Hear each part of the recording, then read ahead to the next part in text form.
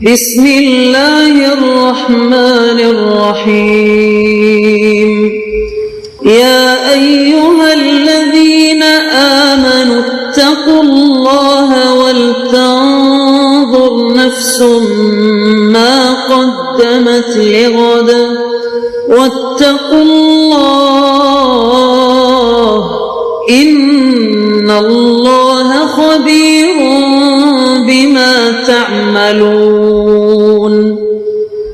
اے ایمان والو، اللہ سے ڈرتے رہو اور ہر شخص کو دیکھنا چاہیے کہ اس نے کل یعنی آخرت کے لیے کیا سامان بھیجا ہے، اور ہم پھر کہتے ہیں کہ اللہ سے ڈرتے رہو، بے شک اللہ تمہارے سب اعمال سے خبردار ہے۔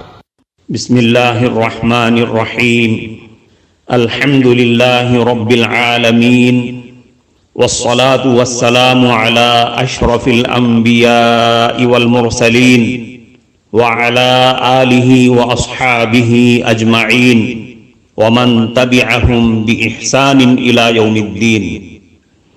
قابل صد احترام حضرات شائقین و شائقات سچا پیغام، السلام علیکم ورحمۃ اللہ وبرکاتہ۔ آج کی محفل میراث النبی کے نورانی پروگرام میں آپ کا استقبال ہے۔ اہلا و سہلا مرحبا۔ ہم آپ تمام حضرات و مستورات کا خیر مقدم کرتے ہیں۔ محترم حضرات و خواتین، تعلیم کا آغاز ہو رہا ہے۔ سب سے پہلے آداب تعلیم کا لحاظ کرتے ہوئے تعلیم کی طرف متوجہ ہو جائیں۔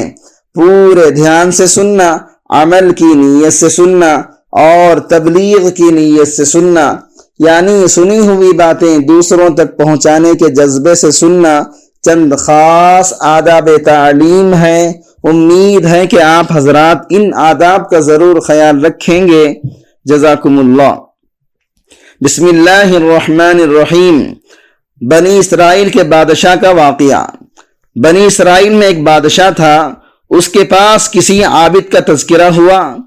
بادشاہ نے اسے بلا بھیجا اور منت سماجت کر کے اسے اپنے پاس رکھنے کی کوشش کی۔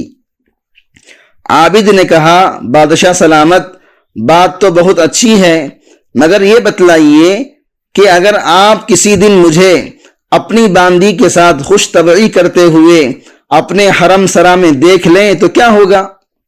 بادشاہ غضبناک ہو کر بولا، او بدکار، تو میرے گھر میں ایسی جرات کرے گا؟ عابد کہنے لگا، میرا رب کتنا کریم ہے کہ دن میں 70 گنا بھی دیکھے تو مجھ پر غضبناک نہیں ہوتا، اور نہ ہی اپنے دروازے سے بھگا دیتا ہے، اور نہ ہی مجھے اپنے رزق سے محروم کرتا ہے، تو میں اس کا دروازہ کیسے چھوڑوں اور ایسے آدمی کے دروازے پر آ پڑوں جو نافرمانی کرنے سے پہلے ہی غضبناک ہو رہا ہے؟ اگر جرم کرتے ہوئے دیکھ لے تو نامعلوم کیا کرے گا؟ یہ کہہ کر اٹھ کر چل دیا۔ زنا کے جرم میں بنی اسرائیل پر طاعون کا عذاب۔ بنی اسرائیل پر اللہ کی طرف سے اس عذاب کا آنا احادیث میں بیان کیا گیا ہے۔ ایک جگہ بلعم نامی ایک آدمی رہا کرتا تھا جو مستجاب الدعوات سے مشہور تھا، یعنی اس کی ہر دعا اللہ تعالیٰ قبول کر لیا کرتے تھے۔ حضرت موسیٰ علیہ السلام بنی اسرائیل کے ساتھ اس علاقے میں جانے کے لیے نکلے جس میں بلعام رہتا تھا۔ وہاں جانے کا مقصد وہاں کی کافر قوم سے جہاد کرنا تھا۔ بلعام کی قوم بلعام کے پاس آئی اور کہا کہ موسیٰ اور بنی اسرائیل پر بددعا کر دو۔ اس نے کہا، میں اللہ سے مشورہ کر لوں گا۔ بعد مشورہ اس کو منع کر دیا گیا کہ موسیٰ علیہ السلام پر بددعا نہ کیا کرو۔ اس کے بعد اس کی قوم تحائف اور ہدیہ وغیرہ لے کر آئی۔ اس نے پھر وہی کہا، میں اللہ سے معلوم کر لوں گا۔ اب اللہ کی طرف سے اس کو کوئی جواب نہ ملا۔ قوم نے کہا، اگر یہ کام برا ہوتا، یعنی بددعا دینے والا کام برا ہوتا تو اس سے آپ کو منع کر دیا جاتا۔ اس پر وہ بددعا کرنے کے لیے تیار ہو گیا اور حضرت موسیٰ علیہ السلام اور ان کی قوم کے لیے بددعا بھی کی، اور اس کی زبان سے ایسے الفاظ نکلے جس سے خود اس کی قوم پر بددعا ہو گئی۔ اس پر اس کی قوم نے اس پر ملامت کی۔ اس نے کہا، میں تمہیں بتاتا ہوں کہ بنی اسرائیل کی ہلاکت کس چیز میں ہے؟ اس نے کہا کہ تم اپنی عورتوں اور لڑکیوں کو بنی اسرائیل میں بھیج دو تاکہ بنی اسرائیل ان سے ملوث ہو جائیں اور زنا کر کے ہلاک ہو جائیں۔ چنانچہ ایسا ہی کیا گیا۔ اس کے نتیجے میں بنی اسرائیل ان عورتوں سے ملوث ہو گئے۔ اس پر بنی اسرائیل پر طاعون کا عذاب آیا اور ایک دن میں 70,000 بنی اسرائیل ہلاک ہو گئے۔ حضرت داؤد علیہ السلام کی دعا سے طاعون چلا گیا۔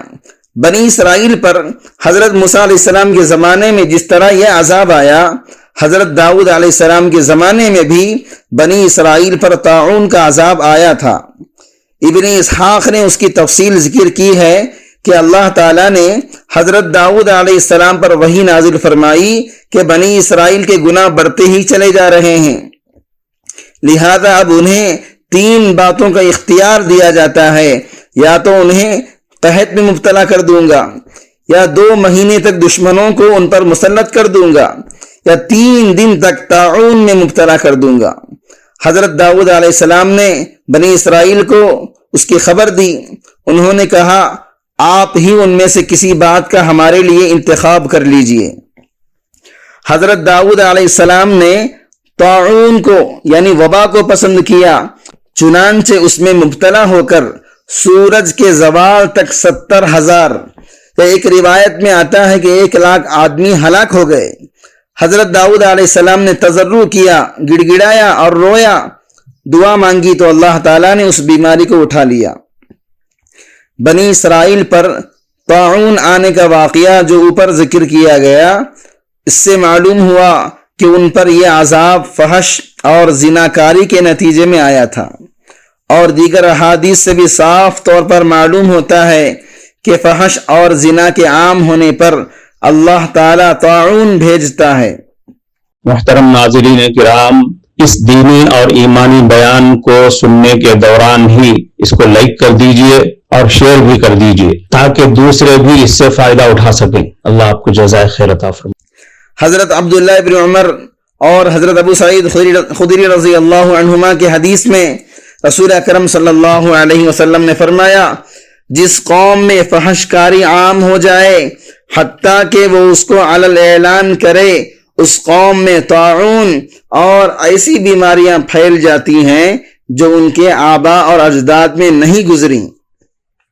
حضرت ابن عباس رضی اللہ عنہما سے ایک لمبی حدیث میں حضور صلی اللہ علیہ وسلم کا ارشاد ہے، کسی قوم میں زنا نہیں پھیلتا مگر ان میں موت کی کثرت ہو جاتی ہے۔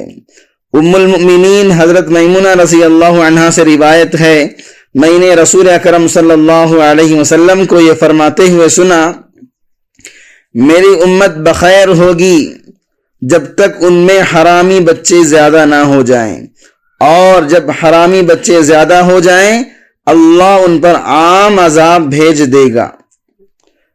طبرانی رحمت اللہ علیہ نے معجم کبیر میں اسی حدیث کے الفاظ روایت کیے ہیں، میری امت بخیر ہوگی، اپنے معمور پر قابو رکھنے والی ہوگی جب تک کہ ان میں حرامی بچوں کا ظہور نہ ہو جائے، اور جب حرامی بچوں کا ان میں ظہور ہو جائے تو مجھے خوف ہے کہ اللہ ان پر عام عذاب بھیج دے گا۔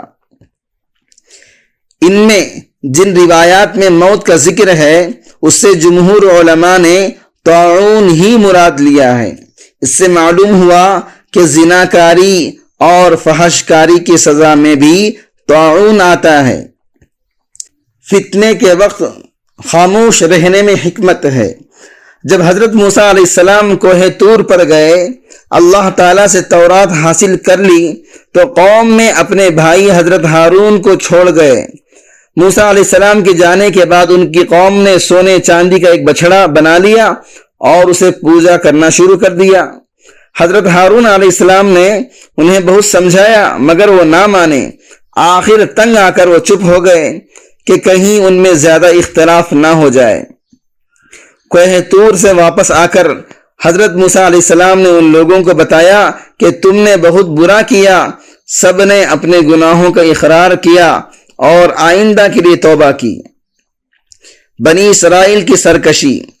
جب حضرت موسیٰ بنی اسرائیل کی ہدایت کے لیے کوہ طور سے آسمانی کتاب تورات لے کر آئے اور بنی اسرائیل کو اس پر عمل کرنے کا حکم دیا، تو اس وقت انہوں نے حضرت موسیٰ علیہ السلام سے کہا کہ ہمیں اس بات کا یقین کیسے آئے کہ یہ کتاب اللہ تعالیٰ ہی نے نازل کی ہے۔ اس پر اللہ تعالیٰ نے حضرت موسیٰ علیہ السلام سے فرمایا کہ وہ قوم سے 70 نمائندے منتخب کر کے انہیں کوہ طور پر لے آئیں۔ چنانچہ کوہ طور پر ان کو اللہ تعالیٰ کا کلام سنا دیا گیا، لیکن اب انہوں نے اپنے مطالبے کو بڑھا کر یہ کہا کہ ہمیں تو اس وقت تک تورات پر یقین نہیں آئے گا جب تک ہم اللہ تعالیٰ کو کھلی آنکھوں سے دیکھ نہ لیں۔ ان کے اس غلط مطالبے کی وجہ سے بجلی کی کڑک نے ان کو آ لیا، جس نے زلزلے کی کیفیت پیدا کر دی اور وہ سب کے سب بے ہوش ہو کر گر پڑے۔ اس کے بعد اللہ تعالیٰ نے ان کو دوبارہ زندہ کر دیا کہ پھر ایسی بات زبان سے کبھی بھی نہ نکالیں۔ کفارہ مجلس کی دعا پڑھ لیجئے۔ سبحانک اللہم و بحمدک اشہد ان لا الہ الا انت استغفرک و اتوب الیک۔ معزز شائقین و شائقات سچا پیغام، آپ کو اندازہ لگ گیا ہوگا کہ یہ مضمون کتنا اہم ہے اور کس قدر فائدہ مند ہے۔ کم سے کم درجے میں سوشل میڈیا کے ذریعے سے بھی ہم اس کو زیادہ سے زیادہ شیئر کریں گے تو دعوت کے فریضے کی کوششوں میں ہم بھی اپنا کچھ حصہ ڈالنے والے بن سکتے ہیں۔ لہٰذا زیادہ سے زیادہ اس کو عام کریں تاکہ پوری دنیا کے ہندوؤں کی غلط فہمی دور ہو جائے اور انہیں یہ زمینی حقیقت معلوم ہو جائے، اور وہ اپنے اصل مذہبی لیڈر پیغمبر آخر الزماں حضرت محمد الرسول اللہ صلی اللہ علیہ وسلم کو ماننے پر مجبور ہو جائیں اور کلمہ پڑھ کر آپ کے ساتھ ساتھ وہ بھی جنت میں جانے والے بن جائیں۔